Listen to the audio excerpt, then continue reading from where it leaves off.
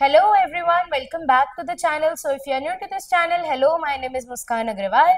Me along with my team teachers you all from classes 9 to 12th all subjects. So today we are starting off with civics of class 9th which is chapter number 2 constitutional design. I hope आपने chapter number 1 देख लिया होगा. ये chapter number 2 रहने वाला है which is constitutional design. अब इसमें हम पढ़ेंगे कि इंडिया के कॉन्स्टिट्यूशन को कैसे डिजाइन किया गया था, किसने डिजाइन किया था, कहाँ से इंस्पिरेशन ली गई थी और साउथ अफ्रीका के कॉन्स्टिट्यूशन क्यों बेस्ट कॉन्स्टिट्यूशन है, क्या क्या हुआ था वहां पे, इसके बारे में अब हम पढ़ेंगे. कॉन्स्टिट्यूशन, देखो कॉन्स्टिट्यूशन क्या होता है, एक रूल बुक होती है. ऐसी रूल बुक आप क्लास 6-7 से पढ़ते आ रहे हो कि कॉन्स्टिट्यूशन क्या होता है, एक ऐसी रूल बुक होती है जिसके अकॉर्डिंग कंट्री को गवर्न किया जाता है. तो हर अपनी कंट्री की अलग अलग कॉन्स्टिट्यूशन होती है, हर किसी के अलग अलग रूल्स होते हैं. जो रूल इंडिया में अप्लाई होते हैं हो सकता है वो रूल यूरोप में ना हो, वो रूल चाइना में ना हो, वो रूल दुबई में ना हो, लेकिन जो रूल्स वहां है हो सकता है वो रूल्स इंडिया में ना हो. तो ये होता है कॉन्स्टिट्यूशन. ब्रिटिशर्स थे जब हमें इंडिपेंडेंस मिली उसके बाद सबसे पहला काम था कॉन्स्टिट्यूशन बनाने का. तो वो कैसे बनाया गया, क्यों बनाया गया, तो कहानी शुरुआत होती है हमारी, हम साउथ अफ्रीका पे चलते हैं. साउथ अफ्रीका में बहुत ज्यादा रेशियल डिस्क्रिमिनेशन होता था. What is racial discrimination? जो कलर के बेसिस पे भेदभाव होते हैं उसे हम रेशियल डिस्क्रिमिनेशन कहते हैं. काले और गोरे में जब फर्क होता है उसे हम रेशियल डिस्क्रिमिनेशन कहते हैं. तो साउथ अफ्रीका में मेजरली ये डिस्क्रिमिनेशन किया जाता था. एंड अफ्रीकन का ऑलरेडी स्किन टोन थोड़ा सा ब्राउन होता है because of excessive melanin production and due to excessive heat in Africa. अब अगर हम इंडियन को अमेरिकन से कंपेयर करें there would be a difference. Indian skin tone वो उनके जीन्स में है कि we are brown in colour and American के वो जीन्स में है that they are white in colour, whitish in colour. That means they both this is all in the genes. So same goes with Africa. Africa के लोगों के भी वो genes में था that they are born to be like undertone and because of that color they were being discriminated in the society. So what is racial discrimination? Racial discrimination is the discrimination that is done on the basis of colour. तो South Africa में क्या होता था, whites का rule था, यानी कि whites अपने आप को बहुत ही ज्यादा सुपीरियर समझते थे, ग्रेट समझते थे. उनको लगता था हम फेयर है तो हम सुपीरियर है, जो काले हैं वो लोग सुपीरियर नहीं है. तो एपार्थाइड क्या होता था? एपार्थाइड एक ऐसा मूवमेंट था जो कि चलाया गया था, आपने नेल्सन मंडेला का नाम सुना होगा, तो वो इसके हेड थे. एंड एपार्थाइड मूवमेंट एक ऐसा मूवमेंट था जो कि रेशियल डिस्क्रिमिनेशन के खिलाफ चलाया गया था. तो एपार्थाइड में क्या क्या होता था उसके बारे में अब हम डिस्कस करते हैं. Non whites were forbidden from living in white areas. जितने भी नॉन व्हाइट्स थे, अब देखो अभी जो एरियाज हम मान लो एक सिटी में रह रहे हैं, अगर हम कोरबा सिटी की बात करें तो उसमें कोई भी डिवीजन नहीं है, आपका जहां मन करे आप वहां पे जगह लेके रह सकते हो. आपको कोई ये नहीं बोलेगा कि अरे आप मुस्लिम हो आप हिंदू कॉलोनी में नहीं रह सकते, आप हिंदू हो आप मुस्लिम के जगह पे नहीं रह सकते, आप काले हो तो आप यहाँ लेके नहीं रह सकते. ऐसा नहीं है, आपका जहां मन आप वहां जमीन लेके अपना घर बना के रह सकते हो. लेकिन यहाँ क्या होता था, जितने भी नॉन व्हाइट्स हैं यानी कि जो ब्लैक स्किन पीपल है उनको रोका जाता था कि आप व्हाइट एरियाज में नहीं एंटर कर सकते. एक अलग से कॉलोनीज बनाई जाती थी व्हाइट एरियाज के, मतलब कि व्हाइट लोगों के लिए, व्हाइट स्किन लोगों के लिए, और वहां उस एरिया में ब्लैक्स का आना मना था. They could work there only if they had a permit. और उनको वहां पे सिर्फ काम मिल सकता था, लेकिन वो भी उनके पास परमिशन होनी चाहिए. वो उस एरिया में अपना काम कर सकते हैं लेकिन उनके पास एक प्रॉपर परमिशन होनी चाहिए, वरना वो भी उनको परमिट नहीं किया जाता था. Segregation policy, separate trains, toilets etcetera. अब सेग्रीगेशन पॉलिसी होती थी. अब ऐसा होता है कि हमारे देश में कि कालों के लिए अलग ट्रेन चल रही है, व्हाइट स्किन पीपल के लिए अलग ट्रेन चल रही है, अलग अलग रिलीजन पे अगर हम रेलवेज को फ्लाइट्स को बांट दें, ऐसा नहीं होता है. लेकिन यहाँ पे क्या हो रहा था, यहाँ पे सेग्रीगेट होने लग गए थे लोग, यानी कि जितने भी व्हाइट स्किन पीपल है उनके लिए अलग ट्रेन, अलग से अच्छे अच्छे वॉशरूम्स, पब्लिक वॉशरूम्स बनाए जाते थे, स्कूल कॉलेजेस सब सेपरेट होता था. और वहीं जो ब्लैक्स है उनके लिए सेपरेट ट्रेन्स होती थी, सेपरेट वॉशरूम्स होते थे, जो कि उतने ज्यादा सुपीरियर नहीं होते थे. और इसको हम लोग ना ऐसे इंडिया का एग्जांपल लेके देख सकते हैं कि जब कॉन्स्टिट्यूशन नहीं बना था तब दलित्स के साथ जो भेदभाव होता था, छुआछूत जिसको हम बोलते थे कि नहीं उसके बगल में नहीं बैठेंगे, वो तो ऐसा है, वो इस जाति का है, वो उस जाति का है, तो वो सब डिस्क्रिमिनेशन यहाँ पे होता था ब्लैक्स के साथ, only basis of their skin colour. Blacks and whites had separate churches, even उनके चर्चेस भी अलग अलग होते थे। कैसा लगेगा अगर सारे हिंदुओं के मतलब मारवाड़ियों के अलग मंदिर रहेंगे, आपके सिंधियों के अलग मंदिर रहेंगे, पंजाबियों के अलग, ये इसके अलग, उसके अलग, जैन्स के अलग, गुजरातीस के अलग, सबके अलग अलग मंदिर हो जाए और उसमें से वही जा सकते हैं, ऐसा नहीं होता है। तो यहाँ पे क्या हो रहा था, ब्लैक्स और व्हाइट्स के चर्चेस को भी अलग अलग बनाया जाता था, डिफरेंट होते थे। Those who protested were killed और सेंट टू जेल, और जो भी इसके खिलाफ आवाज उठाता था, प्रोटेस्ट करता था, उसे या तो जान से मार दिया जाता था या तो उसे जेल भेज दिया जाता था। Non whites did not have any voting rights, उनके पास कुछ वोटिंग राइट्स भी नहीं थी। कहने को अफ्रीका उस समय एक डेमोक्रेटिक कंट्री थी, बट उस समय वोटिंग राइट सिर्फ और सिर्फ व्हाइट्स के पास होते थे, ब्लैक्स के पास तो कुछ वोटिंग राइट भी नहीं होते थे।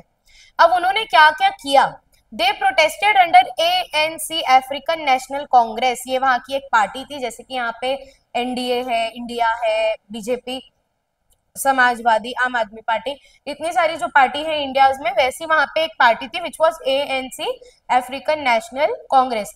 उसके अंडर में रह के सारे ब्लैक पीपल ने प्रोटेस्ट किया इसके खिलाफ। Many whites also supported this, और कई वाइट्स जिनको लगता कि हाँ ये सब चीज गलत है, आप किसी के स्किन कलर के बेसिस पे उनको नहीं डिस्क्रिमिनेट कर सकते, उन सब ने भी इस मूवमेंट का, इस प्रोटेस्ट का सपोर्ट किया। After years of sacrifices Africa was a democratic country, बहुत साल लगे लेकिन फाइनली अफ्रीका एक डेमोक्रेटिक कंट्री बन गया और ब्लैक्स को भी उनका रिस्पेक्ट और राइट मिलने लग गया। चलिए अब आगे बढ़ते हैं। अब साउथ अफ्रीका के लोगों ने प्रोटेस्ट तो कर लिया, ठीक है, अब उनको चाहिए था अपनी कंट्री में इक्वल राइट, ठीक है, तो अब डेमोक्रेसी को वापस से बनाना था, कॉन्स्टिट्यूशन को वापस से बनाना था, क्योंकि जो ओल्ड कॉन्स्टिट्यूशन था वो पूरा तो व्हाइट्स के लिए प्रिविलेजेस था। तो अब नया कॉन्स्टिट्यूशन बनाया गया, लेकिन उसमें क्या क्या प्रॉब्लम्स आई उसको हम डिस्कस करते हैं। Problems in constitution of South Africa, the oppressor and oppressed were planning to live together in a new democracy. अब दुश्मन दुश्मन एक साथ रहने की बात कर रहे हैं। ओप्रेसर मतलब कि व्हाइट्स ब्लैक्स को ओप्रेस्ड कर रहे थे, तो ओप्रेस्ड कौन हो रहे थे, ब्लैक। सो ओप्रेसर कौन हो गए, व्हाइट्स, एंड ओप्रेस्ड कौन हो गए, ब्लैक्स। अब ये दोनों दुश्मन एक साथ मिलजुल के रहने का ट्राई कर रहे थे एक ही कंट्री में, और ये थोड़ा सा डिफिकल्ट लग रहा था, क्योंकि इतना भसड़ होने के बाद, इतना कुछ होने के बाद, एक नई डेमोक्रेसी में दोनों मिलजुल के भाइयों की तरह रहने की बात कर रहे थे। Whites and blacks didn't trust each other, लेकिन दोनों को एक दूसरे पे ट्रस्ट ही नहीं था। जैसे आप ऐसा मान लीजिए कि पाकिस्तानी मुस्लिम और एकदम कट्टर हिंदूज साथ में मिलजुल के भाइयों की तरह रहने की बात करें, दोनों को एक दूसरे पे ट्रस्ट नहीं है, तो व्हाइट्स और ब्लैक्स को भी एक दूसरे पे ट्रस्ट नहीं था। Whites wanted to protect the privileges and property, अब सारे प्रिविलेजेस, सारी प्रॉपर्टी उनको दे दी गई थी। हमने जैसे फ्रेंच रिवॉल्यूशन में पढ़ा था, जितने भी जो नोबल्स होते थे वो लोग क्या करते थे, अपने आप को प्रोटेक्ट करने की कोशिश करते थे, यार हमारे हाथ से प्रॉपर्टी चली जाएगी, प्रिविलेजेस चले जाएंगे। तो सेम वेंट हियर कि भाई व्हाइट्स जो थे उनके पास इतने सारी प्रॉपर्टी थी, इतने प्रिविलेजेस थे, वो लोग उसको अच्छे से प्रोटेक्ट करके रखना चाह रहे थे। वो लोग नहीं चाह रहे थे कि हमारे कुछ भी प्रिविलेजेस जाए। अब कौन चाहेगा कि हमारी प्रॉपर्टी कम हो करके, तो वो लोग बहुत ही ज्यादा इस बात से दुखी थे, डर गए थे। Blacks wanted majority of rule लेकिन and equality in the country, अब लेकिन ब्लैक्स को तो चाहिए था, हमें तो रूल चाहिए भाई, हमें भी इज्जत चाहिए, और उनको भी पूरी कंट्री में इक्वल राइट्स और इक्वालिटी चाहिए थी। फिर आते हैं प्रियम्बल। प्रियम्बल क्या होता है, अपने क्लास 8 में भी पढ़ा है, 7 में भी पढ़ा है। Preamble is the introduction page of any constitution, जैसे कि आपकी बुक में एक इंट्रो पेज होता है जिसमें सारे कंटेंट्स दिए रहते हैं कि अंदर बुक में क्या है, वैसे ही कॉन्स्टिट्यूशन के इंट्रोडक्शन पेज को हम कहते हैं प्रियम्बल, ठीक है। तो हर कॉन्स्टिट्यूशन का एक प्रियम्बल होता है। वहीं अगर हम साउथ अफ्रीका की प्रियम्बल की बात करें तो after 2 years of discussion and debate they came up with one of the finest constitution of the world। 2 साल लग गए इनको कॉन्स्टिट्यूशन बनाने में, इंडिया को भी लगे थे 2 साल, तभी इंडिया का भी लेंथीएस्ट कॉन्स्टिट्यूशन है वर्ल्ड का, वो भी हैंड रिटन। तो साउथ अफ्रीका का जो कॉन्स्टिट्यूशन था उसको बनाने में 2 साल लगे। 2 साल बहुत अच्छे से डिस्कशन हुआ, डिबेट हुआ, और इतने मेहनत के बाद फाइनली उनका one of the finest constitution बन के निकला वर्ल्ड का। This constitution gave it's citizen the most extensive rights, और ये कॉन्स्टिट्यूशन बहुत ही अच्छे से अपने सिटीजन्स को सारे राइट्स प्रोवाइड करता था। Everyone took part in making, अब एवरीवन इसका मतलब ये नहीं पूरे देश के लोग पार्ट लिए थे, ब्लैक व्हाइट हर रिलीजन हर कास्ट के लोग पार्ट लिए थे इस कॉन्स्टिट्यूशन को बनाने में। चलिए अब इम्पोर्टेंस ऑफ कॉन्स्टिट्यूशन जानते हैं, जो कि one of the most important chapter है आपके सिविक्स का। अब कॉन्स्टिट्यूशन क्यों जरूरी है उसको हम जानेंगे और फिर चैप्टर को धीरे धीरे इंडिया के कॉन्स्टिट्यूशन के साथ एंड करेंगे। तो बच्चों अब one of the most important topic हम डिस्कस करने वाले हैं, which is role of constitution. भाई कॉन्स्टिट्यूशन क्यों जरूरी है, उसका क्या रोल रहता है कंट्री में। सेट ऑफ रिटन रूल्स, मैंने चैप्टर के स्टार्टिंग में बताया था कि कॉन्स्टिट्यूशन क्या होता है, एक सेट ऑफ रिटन रूल्स होता है that are accepted by all people, और इसको सारे लोगों को, कंट्री के लोगों को एक्सेप्ट करना पड़ता है। पूरे कॉन्स्टिट्यूशन को सारे कंट्री के लोगों को एक्सेप्ट करना पड़ता है, और ये कॉन्स्टिट्यूशन जितने भी लोग रह रहे हैं कंट्री में और इंडियंस है वो सबके लिए है। Generates degree of trust and coordination among people, ये ट्रस्ट बनाता है पीपल का गवर्नमेंट के प्रति और आसपास में कोऑर्डिनेशन भी बिल्ड करता है। It specifies how government will be formed, अब गवर्नमेंट कैसे बनानी है, डेमोक्रेटिक कंट्री है, मोनार्की है, कॉन्स्टिट्यूशनल मोनार्की है, टोटलिटेरियनिज्म है, क्या है वो स्पेसिफाई क्या कौन करता है, कॉन्स्टिट्यूशन सॉरी। तो जैसे कि हम अगर कॉन्स्टिट्यूशन की बात करें, इंडिया कॉन्स्टिट्यूशन की, तो उसके प्रीएम्बल में ही लिखा हुआ है we the people of India democratic republic sovereign socialist secular, यानी कि हम डेमोक्रेटिक कंट्री है, इंडिया एक रिपब्लिक और डेमोक्रेटिक कंट्री है। It limits the power of government, अब जैसे कि कोई प्रॉपर कॉन्स्टिट्यूशन अगर मैं नॉर्थ कोरिया की बात करूँ तो वहां है नहीं, तो वहां पे जो किंग जोंग है वो कुछ भी आए मन में वो करता है। तो जो कॉन्स्टिट्यूशन है वो लिमिट लगाता है पावर में कि नहीं आपकी इससे ज्यादा पावर नहीं है, आप प्रेसिडेंट हो तो क्या हो गया, आप किसी को एक्सप्लॉइट नहीं कर सकते। कानून सबके लिए एक होता है बोलते हैं ना, वही सीन है। Tell citizen its rights and duties, अब देखो कॉन्स्टिट्यूशन में ना फंडामेंटल राइट्स और ड्यूटीज दोनों होती हैं, तो वो सिटीजन्स को उनकी ड्यूटीज भी बताता है कॉन्स्टिट्यूशन के प्रति और उनके राइट्स भी बताता है, like right to equality, right to freedom of speech, right to any religion, ये सब फंडामेंटल राइट्स होते हैं। Every democratic country has its constitution, but not every country with a constitution is democratic. देखो अब हर एक डेमोक्रेटिक कंट्री का अपना एक कॉन्स्टिट्यूशन होता है, लेकिन हर एक कंट्री जिसका कॉन्स्टिट्यूशन है वो जरूरी नहीं है कि वो डेमोक्रेटिक है। जैसे कि नॉर्थ कोरिया, उसका कॉन्स्टिट्यूशन है लेकिन वो डेमोक्रेटिक नहीं है। इंग्लैंड, वहां पे कॉन्स्टिट्यूशनल मोनार्की है, कॉन्स्टिट्यूशन है लेकिन वहां डेमोक्रेसी नहीं है। अब प्रॉब्लम्स इन इंडियन कॉन्स्टिट्यूशन, अब इंडियन कॉन्स्टिट्यूशन को बनाने के लिए क्या क्या दिक्कतें गई थी वो हम डिस्कस करते हैं।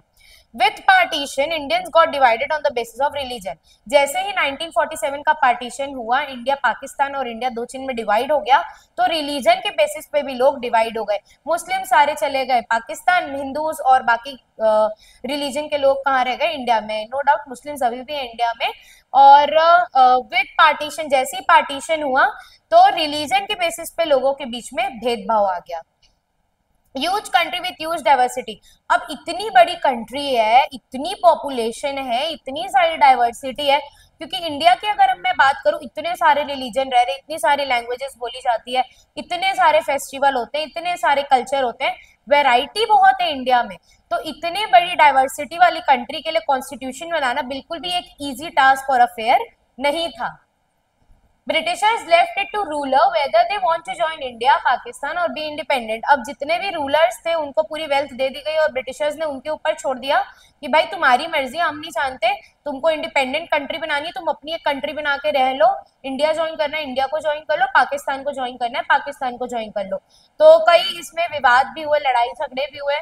Equality in constitution but not in real life, अब कॉन्स्टिट्यूशन में इक्वालिटी की बात हो रही थी लेकिन रियल लाइफ में वो अप्लाई नहीं हो रहा था। रियल लाइफ में अभी भी इंडियंस इक्वल नहीं थे, यूनिटी नहीं थी। फियर ऑफ मेकर्स, अब मेकर्स के मन में ये फियर था कि हम जो कॉन्स्टिट्यूशन बना रहे हैं क्या उसको लोग एक्सेप्ट करेंगे कि नहीं करेंगे, व्हाट इफ अगर उन्होंने एक्सेप्ट नहीं किया। तो ये सारे प्रॉब्लम्स आए थे कॉन्स्टिट्यूशन को बनाने में। रोल ऑफ कॉन्स्टिट्यूशन हमने पढ़ लिया। अब इंडियन कॉन्स्टिट्यूशन को बनाया कैसे गया था उसके बारे में हम डिस्कस करेंगे। तो अगर मैं इंडियन कॉन्स्टिट्यूशन की बात करूं तो वो अगर हमारे इंडिया का जो इंडिपेंडेंस डेट है, ये दिख रहा है, दिख रहा है, ये जो इंडिपेंडेंट देश है हमारा जो इंडिया, ये 15 अगस्त 1947 को हमारा देश आजाद हुआ था। ठीक है, अब सबसे बड़ा टास्क क्या था कि भाई सबसे बड़ा टास्क है कि हमें तो कॉन्स्टिट्यूशन बना के खत्म करना है। तो कॉन्स्टिट्यूशन की मेकिंग कंप्लीट हुई थी कब? 26 नवंबर 1949 में ये बना के कंप्लीट हुई थी। अब उसको लागू कब किया गया था? हम रिपब्लिक डे मनाते हैं ना, 26 जनवरी 1950। ये डेट्स इंपॉर्टेंट है, इसको लर्न कर लीजिएगा कि हमारा जो कॉन्स्टिट्यूशन है वो 26 नवंबर 1949 को बन के कंप्लीट हुआ था एंड उसको इम्प्लीमेंट किया गया था 26 जनवरी 1950 को। अब इतने बड़े कॉन्स्टिट्यूशन को बनाने के लिए कोई इजी टास्क तो है नहीं, तो एक असेंबली बनाई गई, यानी कि ग्रुप ऑफ पीपल, 300 मेंबर्स थे उसमें। कितने मेंबर्स थे कॉन्स्टिट्यूएंट असेंबली में? 300 मेंबर्स की एक असेंबली बनाई गई जिसके हेड थे डॉक्टर बी आर अंबेडकर, जिन्होंने आरक्षण लाया एससी एससी ओबीसी रिजर्वेशन। तो 300 मेंबर्स थे इस कॉन्स्टिट्यूएंट असेंबली में और डॉक्टर बी आर अंबेडकर जो थे वो इसके हेड थे। और इन्होंने साउथ अफ्रीका के कॉन्स्टिट्यूशन को बहुत ही ज्यादा अच्छे से डिटेल में असेंबली मेंबर्स ने स्टडी किया। जवाहरलाल नेहरू भी इसका पार्ट रहे हैं एंड जो बेसिक रूल्स एंड लॉज थे 1928 में कांग्रेस जो पार्टी थी, इतनी पुरानी है कांग्रेस पार्टी, कांग्रेस जो पार्टी थी उस समय मोतीलाल नेहरू उसके हेड थे और इन्होंने 8 अदर कांग्रेस मेंबर्स के साथ मिलके एक बेसिक कॉन्स्टिट्यूशन तो भाई इंडिया का रेडी कर दिया था जिसमें बेसिक रूल्स एंड रेगुलेशंस की बात की गई थी। 1928 में कांग्रेस पार्टी में जिसके हेड थे Motilal Nehru along with 8 other Congress leaders, उन्होंने एक बेसिक सा कॉन्स्टिट्यूशन इंडिया के लिए तो रेडी कर दिया था कि भाई basic rules and regulation already ready थे। अब उसके अमेंडमेंट के लिए कॉन्स्टिट्यूएंट असेंबली बनाएंगे जिसमें 300 मेंबर्स थे जिसके हेड थे doctor Bhimrao Ambedkar, which was making was completed on 26 November 1949 and it was implemented on 26 January 1950। इतना समझ आ गया होगा आप लोग को। अब कॉन्स्टिट्यूशन को बनाने के लिए बहुत सारे देशों के कॉन्स्टिट्यूशन को डिटेल में स्टडी किया गया कि हम अपनी कंट्री का कैसे बेस्ट कॉन्स्टिट्यूशन बना पाए एंड इसके रिजल्ट अनुसार हमारी कंट्री का कॉन्स्टिट्यूशन पूरे वर्ल्ड में सबसे ज्यादा लेंथीएस्ट कॉन्स्टिट्यूशन है एंड सबसे ज्यादा हैंड रिटन, यानी कि हमारा जो कॉन्स्टिट्यूशन है वो टाइप्ड नहीं है, वो हैंड रिटन है। ठीक है, तो हमारे इंडियन कॉन्स्टिट्यूशन की मेकिंग आपको समझ में आ गई होगी। अब क्यों लोग इसको फॉलो करें, सबसे बेसिक आता है कि क्यों लोग बोले कि हम इसको क्यों फॉलो करें, हम इस कॉन्स्टिट्यूशन को क्यों फॉलो करें, क्योंकि ये बहुत सारे कॉन्स्टिट्यूशन को स्टडी करने के बाद बनाया गया है और हमारा जो ऑफिशियल ग्रुप था यानी कि जो कॉन्स्टिट्यूएंट असेंबली थी, इन्होंने इस ग्रुप में सभी रिलीजन, सभी कास्ट, सभी जाति के लोग थे, तो सबके लिए ही यहाँ पे लॉ है और सभी डाइवर्सिटी को इस बड़े से कॉन्स्टिट्यूशन में कवर किया गया है। लास्ट टॉपिक है हमारा इस चैप्टर का which is Mahatma Gandhi wish. Mahatma Gandhi की भाई क्या क्या विश थी? सबसे पहले उनकी विश थी कि कोई भी फॉरेन रूल नहीं होना चाहिए कंट्री में। दूसरी विश थी कि भाई इक्वालिटी होनी चाहिए, वो भी हो गई कॉन्स्टिट्यूशन के माध्यम से, फॉरेन रूल भी हट गया। पीस इन सोसाइटी, अहिंसा के राह पे चलना चाहिए। गांधी जी का हमेशा से रहा हिंसा नहीं अहिंसा में ध्यान दो, यानी कि हमें वायलेंस नहीं करना चाहिए, हमें सोसाइटी में पीस मेंटेन करके रखना चाहिए, शांति मेंटेन करके रखनी चाहिए, कोई अनटचेबिलिटी नहीं रहनी चाहिए, यानी कि जो मैंने बताया था ना छुआछूत वाली जो सिचुएशन होती थी इंडिया में वो नहीं होनी चाहिए। लास्ट, मेन और वुमेन इक्वल होने चाहिए। ये थे गांधी जी के विश और इसी के साथ हमारा चैप्टर होता है कंप्लीट। लाइक सब्सक्राइब करके जाना, मिलते हैं अगली वीडियो में।